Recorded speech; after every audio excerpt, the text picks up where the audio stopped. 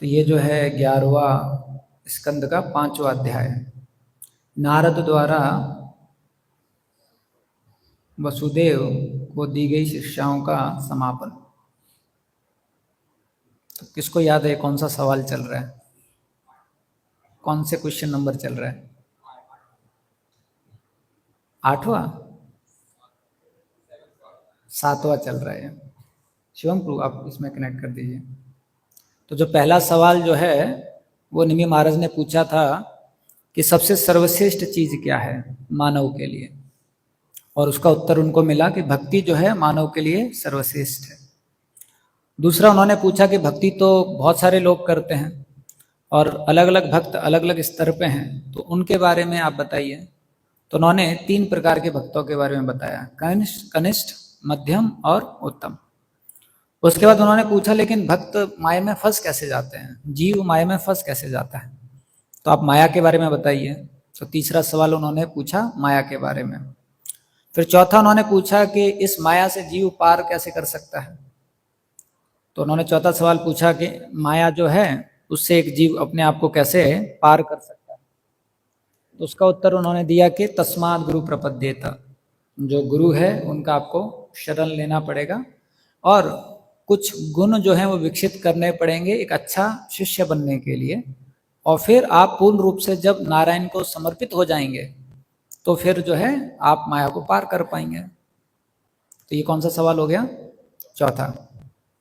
फिर 5वां सवाल उन्होंने पूछा कि हर कोई तो पूर्ण रूप से समर्पित नहीं हो सकता है, कुछ लोग तो कर्म के अधिकारी हैं, तो वो कैसे करेंगे, तो कर्म योग के बारे में बताइए। छठा सवाल उन्होंने पूछा कि जो आप बता रहे हैं कि नारायण को समर्पण करना है, ये नारायण है कौन, इनके अलग अलग स्तर पर जो साक्षात्कार हैं उनके बारे में बताइए। और फिर इसके बाद उन्होंने सवाल पूछा कि भगवान के अलग अलग जो इनकारनेशंस हैं, अलग अलग जो लीलाएं की हैं उनके बारे में बताइए। ये कौन सा हो गया? 7th। तो आज का जो है वो है 8वां सवाल, जिसमें वो पूछते हैं कि अगर कोई व्यक्ति अपने जीवन का अधिकांश समय भगवान की भक्ति नहीं करता है तो उसका क्या होगा। तो उसके उत्तर में बताया गया कि इस प्रकार का व्यक्ति जो अधिकांश समय अपने जीवन में भक्ति नहीं करता है तो वो जो है नरक में जाएगा। और उसी को व्याख्या करते हुए आज बताया गया है कि अगर कोई व्यक्ति चाहे भले वर्ण में हो चाहे आश्रम में हो, लेकिन अगर भगवान की पूजा नहीं करता है तो 2 शब्द यहाँ पर बताए गए हैं, भजंती और अवजानंती। तो भजंती उन लोगों के बारे में बताता है जो लोग अज्ञान के कारण भगवान की पूजा नहीं करते हैं, और अवजानंती उन लोगों के बारे में है जिनको ज्ञान है फिर भी भगवान का अनादर करते हैं। तो ये जो दोनों श्रेणी हैं ये नरक की तरफ चले जाते हैं। और श्रील भक्तिवेदांत सरस्वती ठाकुर यहाँ सुंदर तरीके से तात्पर्य में बताते हैं कि अगर कोई वर्णाश्रम में रहने के बाद अगर भगवान की भक्ति नहीं करता है, और ऐसा क्यों होता है कि वो भगवान की भक्ति नहीं करता है, क्योंकि उसे जो गुरु हैं उनकी भक्ति करना नहीं आता है, जो गुरु हैं उनका आदर करना नहीं आता है। और जब किसी को गुरु का आदर करना नहीं आता है तो वर्णाश्रम भी पालन नहीं कर पाएगा। और यहाँ तो इतना बताया गया है कि वो भले धार्मिक हो लेकिन फिर भी नास्तिक बन जाएगा अगर वो अच्छी तरीके से गुरु का पालन या आदर जो है नहीं कर पाता है, और इस प्रकार से फिर वो जो है नरक की तरफ चलने लगेगा। तो श्रील भक्तिवेदांत सरस्वती ठाकुर ने इसके ऊपर बहुत अच्छी तरीके से व्याख्या दिया है, समझाया है। तो वो बताते हैं कि 2 प्रकार के वर्णाश्रम होते हैं, एक होता है राक्षसी वर्णाश्रम और एक होता है देव वर्णाश्रम। जैसे कई बार पाश्चात्य देशों में आप देखेंगे तो ऐसा प्रतीत होता है कि वहाँ पर वर्णाश्रम है, क्योंकि वहाँ पर 8वीं क्लास से या 10वीं क्लास से बच्चे को पूछा जाता है कि आपकी रुचि किस में है। तो छात्र बताता है कि हमारी रुचि जो है वो संगीत में है। तो बोलते ठीक है, तो आपको इंजीनियरिंग करने की ज़रूरत नहीं है, आप संगीत सीखिए। कोई बोलता है कि हमारी रुचि जो है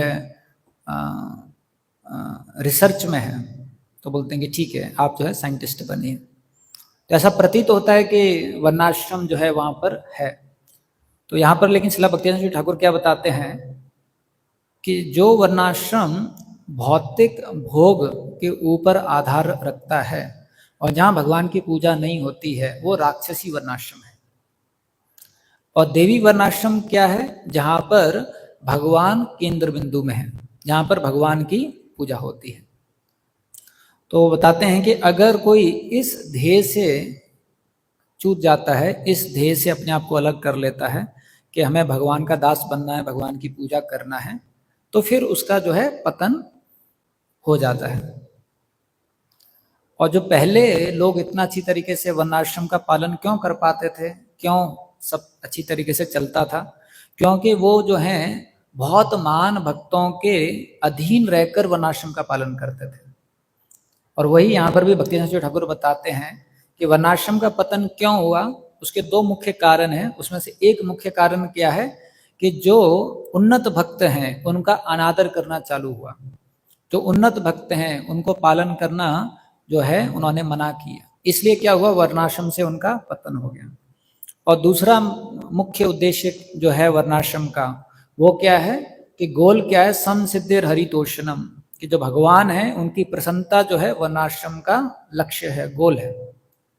तो जब वो चला गया तो भी वर्णाश्रम क्या हो गया, वो डिस्ट्रॉय हो गया। वर्णाश्रम जो है वो वहां से लोग जो है उनका पतन हो गया।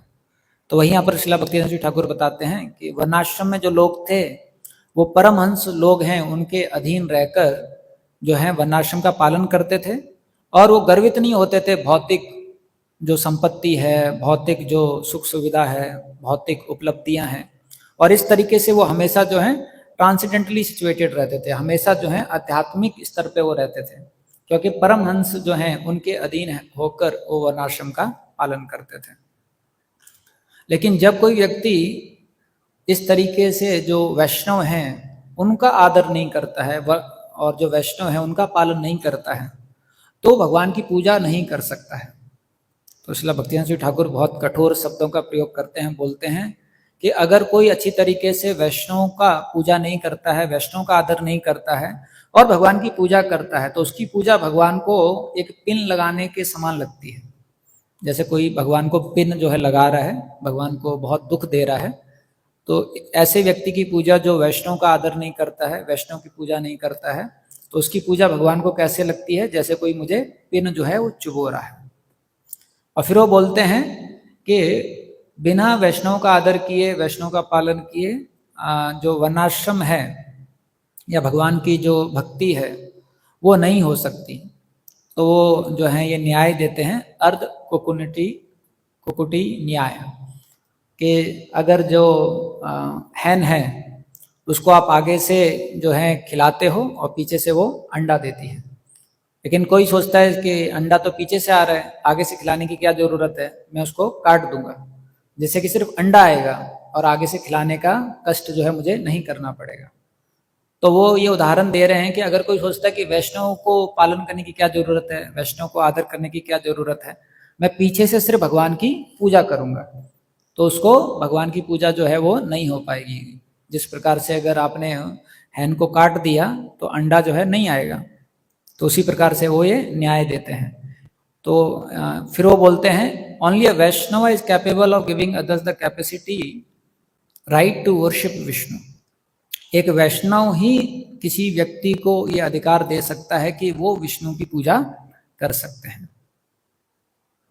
लेकिन अगर कोई वैष्णव के प्रति ईर्ष्या करता है या अपने गुरु को जो है आदर नहीं करता है, तो फिर उसके लिए भगवान की भक्ति करना बहुत मुश्किल है, और जो भक्ति करता भी है वो भगवान को प्रसन्न नहीं करेगी। तो इसलिए शास्त्र बताते हैं कि अगर हमें भगवान की भक्ति अच्छी तरीके से करनी है तो अभक्त जो है उनका संग छोड़कर किसी प्रमाणिक भक्त के पास में जाकर उनसे दीक्षा लेकर और आध्यात्मिक गुरु से आध्यात्मिक ज्ञान लेकर भगवान की पूजा करना चाहिए। तो वही यहाँ पर भी श्रीला भक्तिनाथ जी ठाकुर बताते हैं कि जब कोई व्यक्ति गर्व के कारण या ईर्ष्या के कारण जो वैष्णव हैं, जो गुरु हैं, उनका अनादर करने लग जाता है, तो फिर वो वर्णाश्रम से उसका पतन हो जाता है और फिर वो वर्णाश्रम में उसका आध्यात्मिक विकास जो है वो नहीं हो पाता है।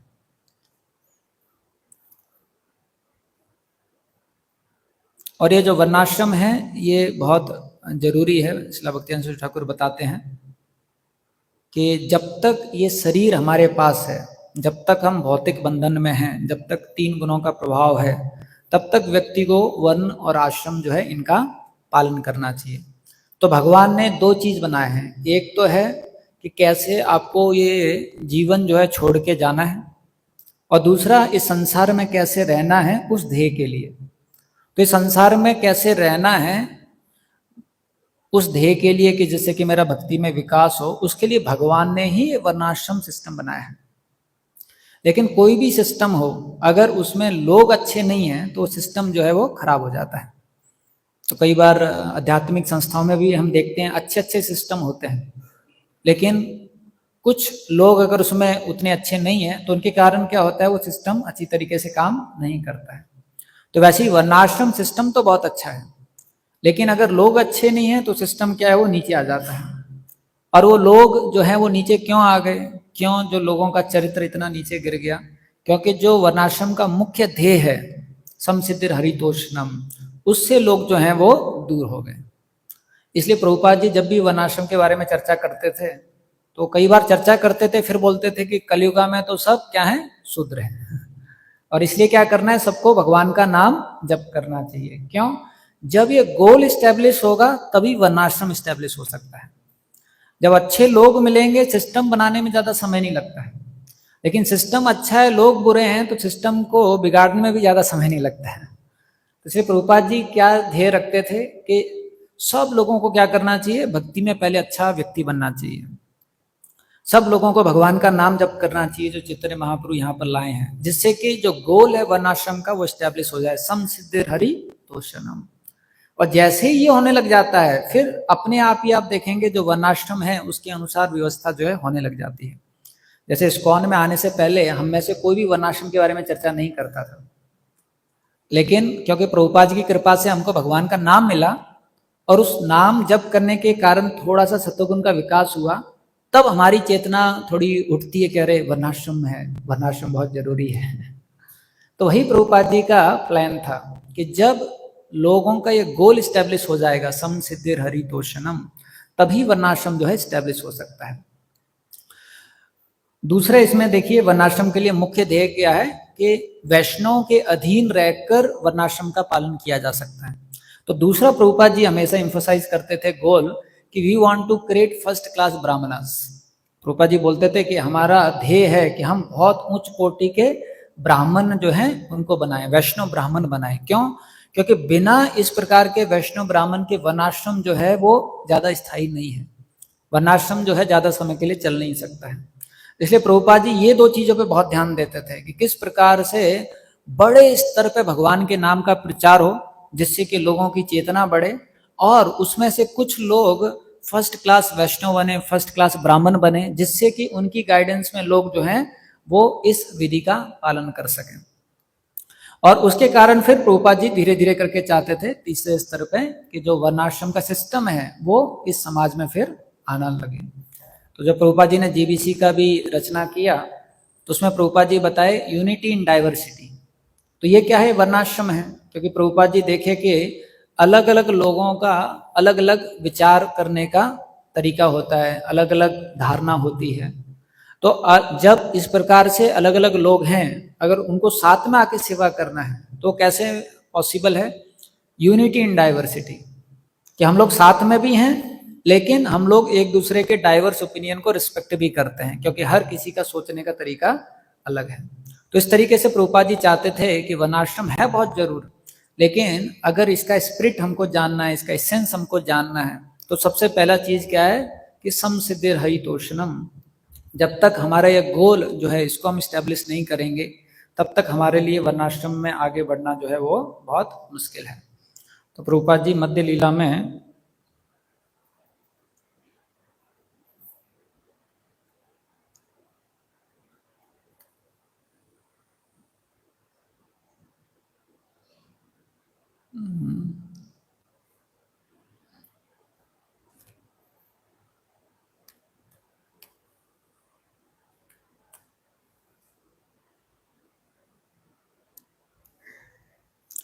तो मध्य लीला में इसके बारे में थोड़ा सा चर्चा करते हैं। वर्णाश्रमचारवता पुरुषेण परः पुमान् विष्णुर आराध्यते पंथा नान्य तत्तोष कारणम। तो बोलते हैं कि जो भगवान हैं उनकी पूजा होनी चाहिए अच्छी तरीके से वर्ण और आश्रम में। और फिर बताते हैं there is no other way to satisfy the supreme lord. तो ये रामानंद राय और चैतन्य महाप्रभु का संवाद है, जिसमें रामानंद राय ये बताते हैं कि भगवान को जब वर्ण और आश्रम के अनुसार पूजा की जाती है तो सबसे अच्छा तरीका है भगवान को प्रसन्न करने का। इसलिए हर किसी को वर्ण और आश्रम जो है उसमें स्थित रहकर भगवान की पूजा करनी चाहिए। तो ये विष्णु पुराण जो है वहां से कोट किया गया है। और फिर भक्ति विनोद ठाकुर जो है अमृत प्रवाह भाष्य में बताते हैं कि व्यक्ति जो है वो अपना जीवन धन्य कर सकता है भगवान को संतुष्ट करके। और फिर वही वर्णाश्रम का गोल जो है उसको बताते हैं। अतः पुंबेर्दुज श्रेष्ठा वर्णाश्रमा विभागशः स अनुष्ठित धर्मस्य संसिद्धिर्हरितोषणम। कि ये बताया गया है शास्त्रों में कि जो वर्ण और आश्रम है उसका ध्येय क्या है, भगवान विष्णु की संतुष्टि, भगवान विष्णु को प्रसन्न करना।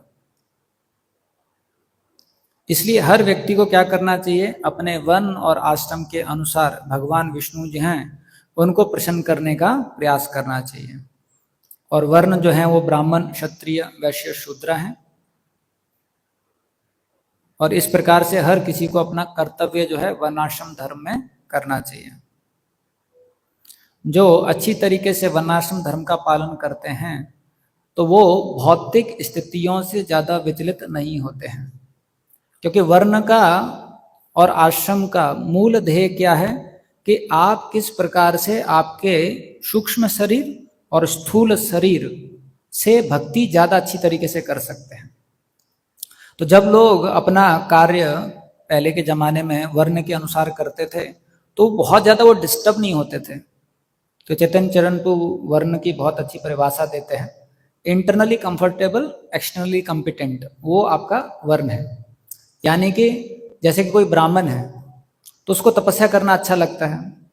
जैसे ब्राह्मण को अगर आप बोलोगे कि कल एकादशी है, फास्ट है, तो खुश हो जाएगा, अरे फास्ट है कल, बहुत अच्छा है, ये ब्राह्मण है।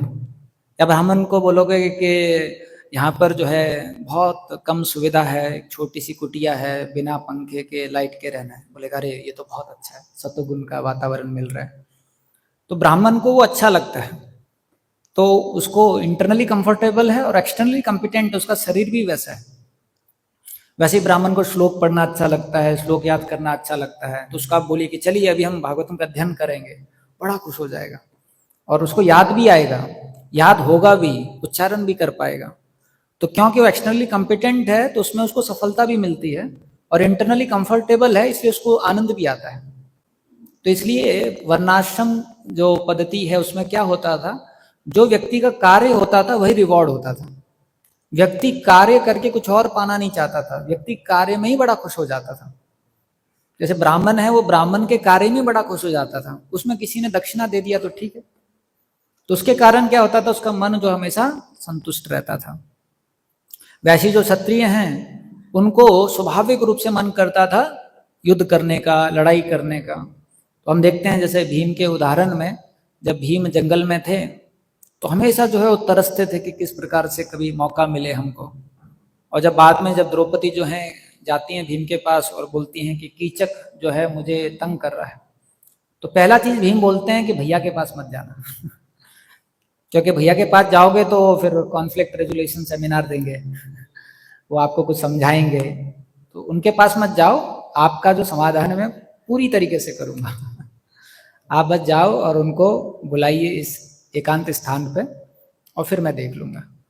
और भीम को बहुत आनंद आ रहा था कि बहुत दिनों बाद अभी मेरे को मौका मिलेगा किसी दुष्ट को मारने का, ऐसा। वैसे जो वैश्य है, प्रभुपाद जी बोलते हैं, जैसे ही वो देखता है कहीं पर पैसा कमाने का मौका है, उसकी आंखें जो खुल जाती हैं, तुरंत जो है उसको समझ में आ जाता है। तो आप देखेंगे वैश्य प्रवृत्ति है, वो हर जगह वो देखता है यहाँ कितना पैसा बचा सकते हैं, यहाँ कितना पैसा बचा सकते हैं। तो प्रभुपाद जी उदाहरण देते हैं कि जब बुबनिक प्लेग आया था तो साइंटिस्ट ने बोला कि इस बीमारी का कारण है चूहे। तो कलकत्ता में उस समय पर एक वैश्य था, तो उसने देखा कि चूहे जो है इस बीमारी का कारण है, और सरकार ने घोषणा कर दी थी कि जो भी चूहों को मार के लाएगा उसको सरकार इतने पैसे देगी।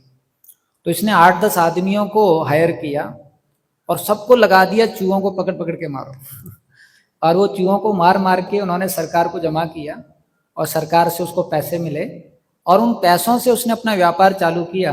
रूपा जी बताते हैं, रूपा जी के समय वो टॉप 10 बिजनेसमैन में आ गया था, क्योंकि वैश्य है, उसको हर जगह क्या दिखाई देता है? धन दिखाई देता है, धन दिखाई देता है ऐसा। और जो शूद्र है वो हमेशा खाने पीने सोने के लिए रोता रहता है कि खाना अच्छा नहीं मिल रहा है, सोना अच्छा नहीं मिल रहा है, ये नहीं मिल रहा है, वो नहीं मिल रहा है। तो इसलिए शूद्र के लिए क्या बताया है कि सरकार की तरफ से गृह विकास योजना के अनुसार उसको एक घर बना के दे दो, उसका फिक्स टाइम कर दो कि भैया तुमको हर महीना इतना सैलरी मिलेगा और जो है ये 3 टाइम भोजन मिलेगा। तो उससे शूद्र क्या शांत हो जाता है, अगर उसको खाना पीना सोना जो है प्रॉपर मिल जाए। तो वर्णाश्रम की पद्धति क्या है, जिससे कि हमारा जो सूक्ष्म शरीर है वो थोड़ा शांत रहे और हमारा जो ध्यान है वो भक्ति में और अच्छी तरीके से लग सके। अभी आजकल देखिए कई बार खास करके भारत में चाहे कोई भी है, हर माता पिता चाहता है कि मेरा बेटा या डॉक्टर बने या इंजीनियर बने, और कई बार वो पुत्र जो है इंजीनियर कॉलेज में आ तो जाता है लेकिन उसके बाद बहुत संघर्ष करता है क्योंकि उसका उस प्रकार से योग्यता उसमें नहीं है। बहुत संघर्ष करता है पेपर पास करने में, ये करने में, वो करने में। और उसके कारण क्या यहाँ पर बताया गया है कि वो अगर अच्छी तरीके से वर्णाश्रम में नहीं रहता है तो पाप करने लग जाता है। तो अभी हम IIT कानपुर में गए थे, तो वहाँ के जो डिप्यूटी डायरेक्टर हैं उनसे हम पूछ रहे थे कि पिछले 10-20 सालों में आपका क्या अनुभव है बच्चों को लेकर।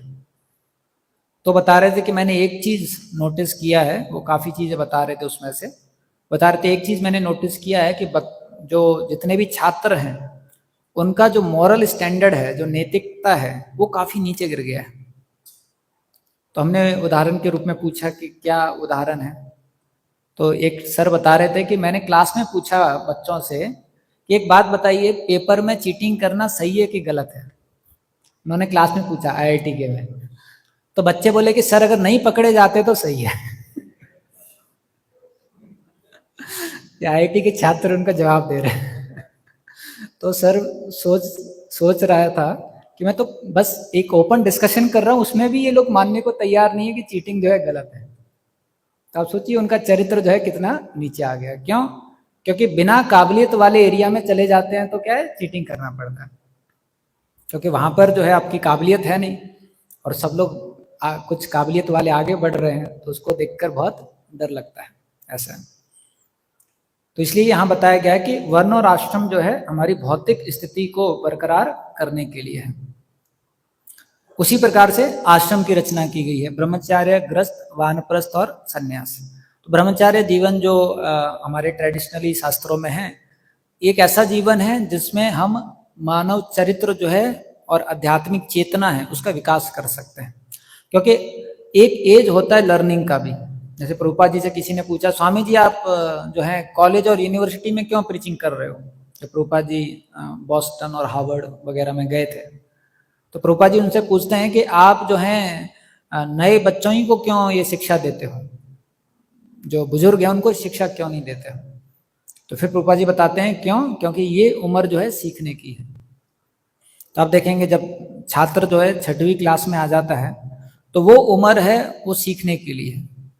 तो उसी प्रकार से हमारा जो गुरुकुल सिस्टम था उसमें इंद्रियों को संयम करना, मन को नियंत्रण करना, ये सब शिक्षा ब्रह्मचार्य के लिए दी जाती थी, जिससे कि वो एक अच्छा इंसान बने और अपना जीवन का लक्ष्य जो है उसे प्राप्त कर सके। तो ब्रह्मचार्य के जो नियम हैं वो फिर वो पालन करता था, और वो नियम जब वो पालन करता था तो उससे उसका उतना अच्छा ट्रेनिंग हो जाता था, उतना अच्छा विकास हो जाता था।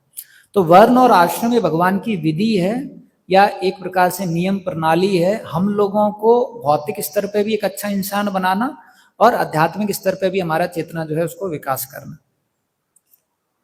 तो जो ब्रह्मचार्य है उसको ये पता रहता था कि अगर ये मैं नियम पालन करूंगा तो मेरा जो है जीवन में अच्छी तरीके से चरित्र निर्माण होगा।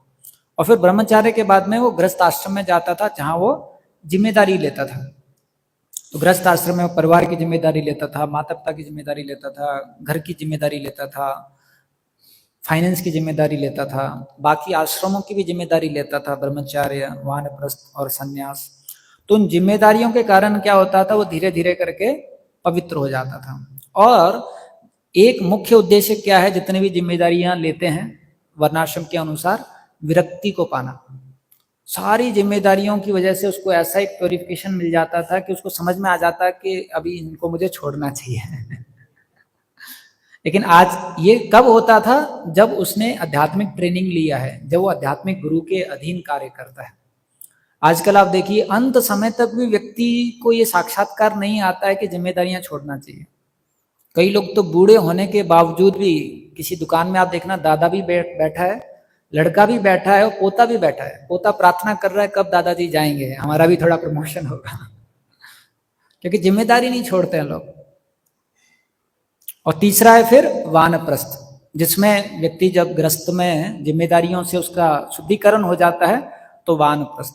तो जब वो वानप्रस्थी बनता था, तो उसका मन जो है वो भौतिक चीजों के पीछे नहीं भागता था, क्योंकि अभी उसका उतना साक्षात्कार आ चुका है। तो वानप्रस्थ में वो स्वाभाविक रूप से ही अपने मन को भगवान की तरफ ज्यादा लगाता था। और फिर संन्यास, जहां पर वो पूर्ण रूप से भगवान को अपना जीवन जो है समर्पित कर देता था। और फिर यहाँ पर प्रभुपाद जी बताते हैं कि अगर कोई इस प्रकार से अपने कर्तव्यों को नहीं निभाता है, तो तुरंत जो है वो अपराधी हो जाता है और फिर नरक की तरफ जो है वो चला जाता है। तो श्रील भक्तिविनोद ठाकुर क्या बताते हैं कि विदिन वर्णाश्रम भी आपका जो स्तर है, उस स्तर से नीचे आ जाना भी पतन कहलाता है।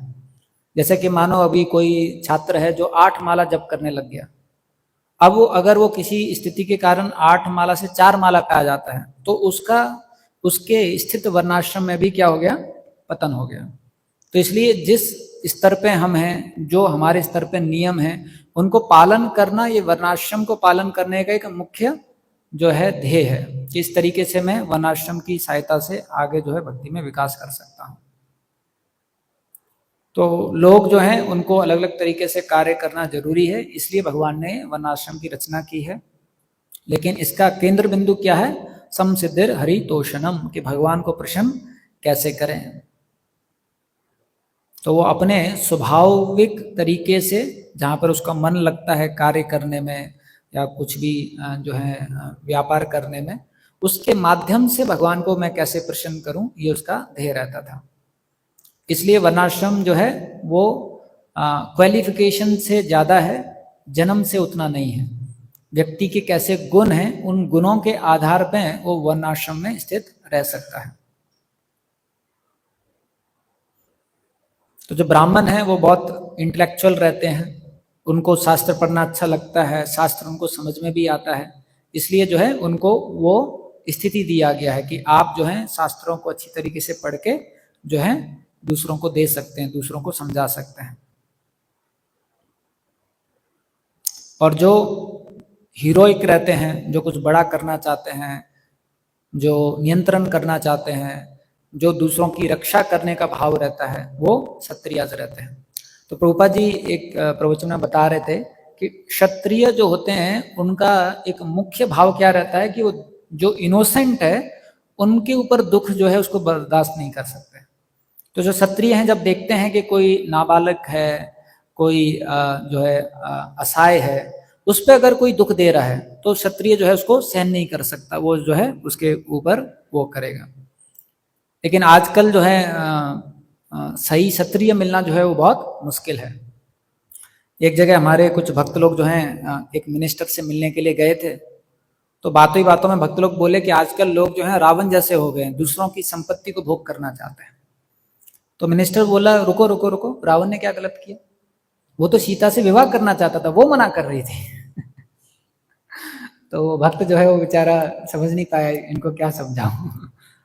तो आजकल के जो क्षत्रिय हैं, क्योंकि वो धर्म पे आधारित नहीं है, क्योंकि वो किसी परमहंस के या किसी वैष्णव या ब्राह्मण के अधीन नहीं रहते हैं, तो इसलिए उनके अंदर ये भाव नहीं रहा कि हमें असहाय की रक्षा करना है। इनका भाव क्या हो गया, हमें असहाय का शोषण करना है।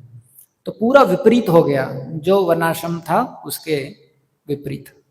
वैसी जो वैश्य है उनको जो है कृषि करना, गोरक्षा करना और व्यापार में लगना, ये उनके मुख्य कारण होते थे।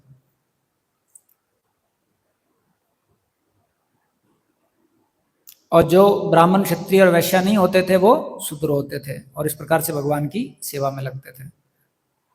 तो मूल ध्येय क्या है कि वर्णाश्रम जो है वो बहुत जरूरी है, लेकिन ये तभी आ सकता है जब इसका मूल ध्येय जो संसिद्धिर हरितोष्णम, भगवान को प्रसन्न करना, वो स्टैब्लिश हो।